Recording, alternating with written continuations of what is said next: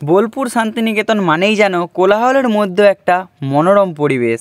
শনি রবিবার অনেকেরই দেখা মেলে সোনাঝুরির হাটে। হাট সেজে ওঠে এক অন্য সাজে। এখানে ওখানে কেউ বা বাউলে মাতে, কেউ বা মেতে ওঠে হাতে হাত ধরে সাঁওতালি নৃত্যের তালে। এখান থেকে সোনাঝুরি হাট শুরু হয়ে গেছে।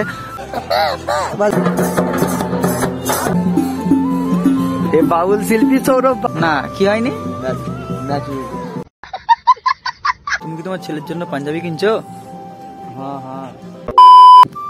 সো হে গাইস, কেমন আছো সবাই? Welcome back to my another Bolpur Santiniketan series. আর আজকে আমি তোমাদেরকে এই ভিডিওর মধ্যে দেখাবো সেটা তোমরা টাইটেল এন্ড থাম্বনেল থেকে বুঝতে পেরে গেছো। হ্যাঁ, এখন আমি রয়েছি যে সোনাঝুরির জঙ্গল, সেই জঙ্গলেতে। আর এটার ঠিক ডান দিকে এদিকটাতে রয়েছে, এদিকটাতে কিন্তু সোনাঝুরির যে বিখ্যাত হাট সেটা হচ্ছে।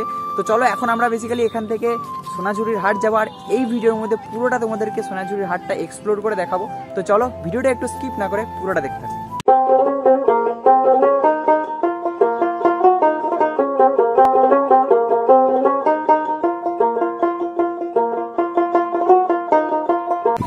তো এখন আমরা চলে এসেছি সোনাঝুরি হাটের কাছে। আর এখান থেকে কিন্তু স্টার্ট হয়ে গেছে, ওই দিক দিকে আসছে রাস্তাটা। আর এই দিক দিকে কিন্তু এখান থেকে সোনাঝুরি হাট শুরু হয়ে গেছে।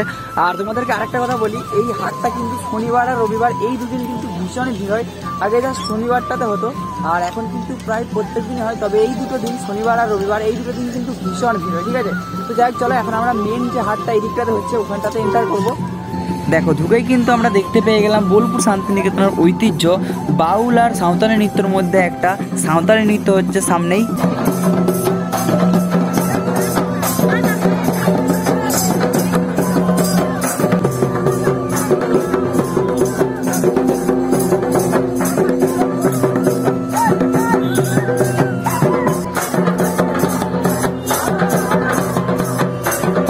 তারপর আমরা হাটের ভিতরে গেলাম। দেন তোমরা এখন দেখতে পাচ্ছ যে এখানে তোমরা যা যা দেখতে পাচ্ছ সব কিছু কিন্তু এখানকার লোকাল হস্তশিল্পে তৈরি।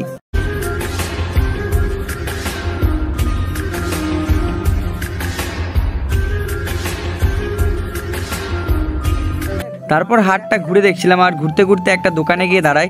সেখানে একটা জিনিস পছন্দ হয়েছিল, বাট দামটাও একটু বেশিও বলছিল। আর আমরা ভাবছিলাম হয়তো এটা বাড়ি নিয়ে যেতে পারবো না, ভেঙে যাবে, ব্যাগে করে নিয়ে আমরা সাইকেল নিয়ে এসেছি বাঁকুড়া।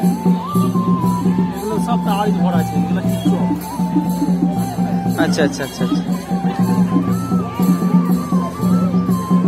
তো এই কাকুর কাছে যা যা জিনিস রয়েছে সবটাই কিন্তু বাঁশ, বেত আর সরখাটি দিয়ে তৈরি। তবে জিনিসগুলো কিন্তু বেশ ইউনিক টাইপের ছিল, আমার তো বেশ ভালোই লাগছিল দেখতে। গাইস, এটা দেখতে পাচ্ছ, এটা তো সব বুঝতে পারছো তারা। তো এটা দাদার কাছ থেকে একবার নিলাম, তো আমি বাজিয়ে নিয়ে বাজাতে পারিনি।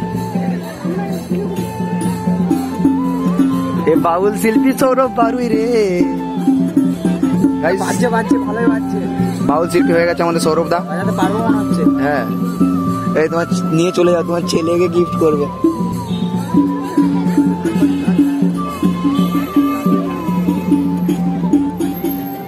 তবে মজার জিনিস কি জানো তো গাইস, এই যে নিচের খোলটা দেখতে পাচ্ছ, এই খোলটা কিন্তু আমরা যে লাউ খাই সেটা দিয়ে তৈরি।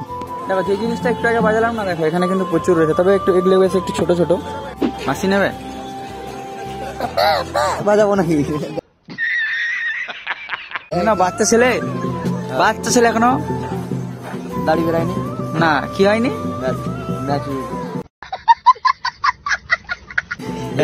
আমার এরপরে ম্যাচুরিটি হয়ে গেছে। আচ্ছা, তুমি আমাকে একটা পাঞ্জাবি কিনে দেবে বলছিলে না পয়সা দিয়ে? তুমি পয়সা দিয়ে? অবশ্যই। বলো, পাঞ্জাবি বলেছো। তো গাইস, এখন আমরা কিন্তু একদম এই হাটটার প্রথমে যেটাতে ঢুকেছি সেটা একদম শেষে চলে আসছি। এদিক থেকে যদি তোমরা দেখো, শুধু কিন্তু দেখতে পাচ্ছ এটা কিন্তু পুরো ইউক্যালিপটাসের জঙ্গল। ঠিক আছে, তবে এখানটা কিন্তু বেশ একটা মনোমুগ্ধকর পরিবেশ রয়েছে, তাই তো নাকি? একদম। কারণ মনোমুগ্ধকর কেন জানো? সর্বদা একটু বেশি তার জন্য। আচ্ছা, তাই নাকি? একটা জিনিস গাইস,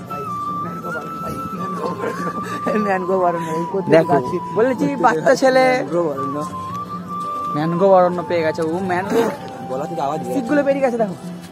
তো যাই হোক, চলো এখন আমরা এই দিকটা থেকে ওই দিকটাকে যাবো, ওইদিকে যে হাটটা বসেছে। আর ততক্ষণ তোমরা একটা সিনেমাটিক ভিউ দেখে নাও।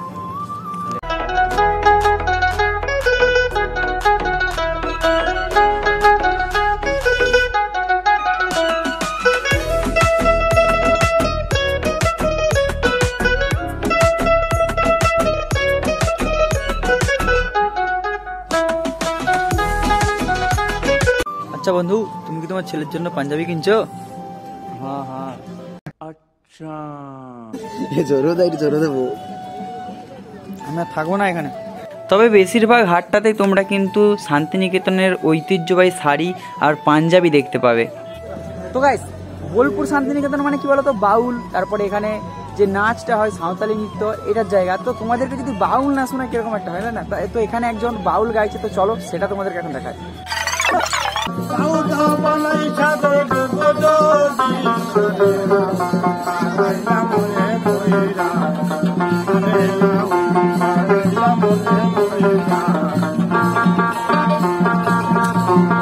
তো চলো, এখন আমরা এইদিকের হাটটা থেকে বেরিয়ে চলে এসেছি। আমরা এখন ক্যানেলের ওই পারে আরও একটা হাট রয়েছে, ওটাকে যাব। তো গাইস, আমরা এখন এই দিকের যে হাটটা আছে মানে ক্যানেলের এইদিকে, সেটাতে চলে আসছি। আর এই হাটটা কিন্তু ওই দিকেরটা থেকে অনেক বড়, কেননা এইদিকে যেদিকে দেখতে পাচ্ছি অনেক দোকান বসেছে দেখতে পাওয়া যাচ্ছে। আর এখানেও কিন্তু ওইখানটাতে সাঁওতালি নৃত্য হচ্ছে। তো চলো এখন আমরা এই হাটটার ভেতরে যাই। তো গাইস, এই দিকের হাটটাতে ভিড়টা দেখো একবার জাস্ট, মানে প্রচুর মানুষ কিন্তু এই দিকের হাটটাতে এসেছে। আর তোমরা যতদূর দেখতে হবে শুধু মানুষই দেখতে হবে, ঠিক আছে। আর এই হাটটাতে তোমরা কিন্তু কিছু ইউনিক জিনিসও দেখতে পাবে। তো কি কি দেখতে হবে সেটাও তোমাদেরকে আমি এখন দেখাচ্ছি একটু পরে। এই যে দেখো এই জিনিসগুলো, এগুলো দেখে কি তোমাদের ছোটোবেলার কথা কিছু মনে পড়ছে? এবার নিশ্চয়ই বুঝতে পেরেছো। হ্যাঁ, আমাদের ছোটোবেলার যে সহজপাঠ বই ছিল সেখানে যে ছবিগুলো ছিল সেই ছবিগুলোই কিন্তু এগুলো, ঠিক আছে। তো সেগুলো কিন্তু এখানে ফ্রেমবন্দি করা রয়েছে। দেখো এদিকের হাটটাতেও কিন্তু প্রচুর সাঁওতালি নৃত্য হচ্ছে। আর এখানে একদল দাঁড়িয়ে রয়েছে সাঁওতালি নৃত্যের জন্য, রেডি হচ্ছে এরা।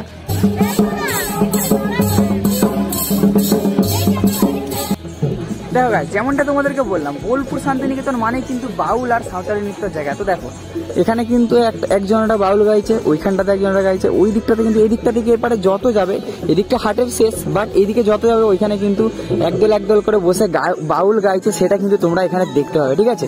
তো যাই হোক, চলো। আর ওইদিকে যাচ্ছি না আমরা, ওইদিকে অনেকটা রয়েছে এদিকে। তো গাইস দেখো, আমরা তো ভাবছিলাম যে এখানটায় হয়তো মেলা শেষ এই দিকটাতে, বাট ওই দিকটাতে দেখছি এইদিকে যত যাচ্ছি এই দিকটাতে কিন্তু প্রচুর দোকান রয়েছে। তো গাইস দেখো, আমরা তো ওই দিকটাতে হাটটা দেখলাম, বাট এই দিকটা থেকে এসে দেখছি এখানে প্রচুর দোকান রয়েছে, এদিকে আরো দোকান রয়েছে। তো হাটটা এইদিকে অনেকটাই বড়, এইদিকে যতটাই যাব ততটাই দোকান রয়েছে, দোকানের আর শেষ হচ্ছে না, সেজন্য আমরা আর ভেতর দিকে যাচ্ছি না। তো যাই হোক গাইস, এই হচ্ছে বেসিক্যালি সোনাঝুরির হাট। আর তোমাদেরকে পুরো হাটটা এক্সপ্লোর করে দেখালাম, এখানে কি কি রয়েছে, তোমরা কি কি নিতে পারবে। তো চলো, আজকের ভিডিওটা বেসিক্যালি এখানে এন্ড করছি। আর ভিডিওটা ভালো লাগলে লাইক করে দেবে, আর কমেন্ট করে জানাতে ভুলো না ভিডিওটা তোমাদের কেমন লাগলো।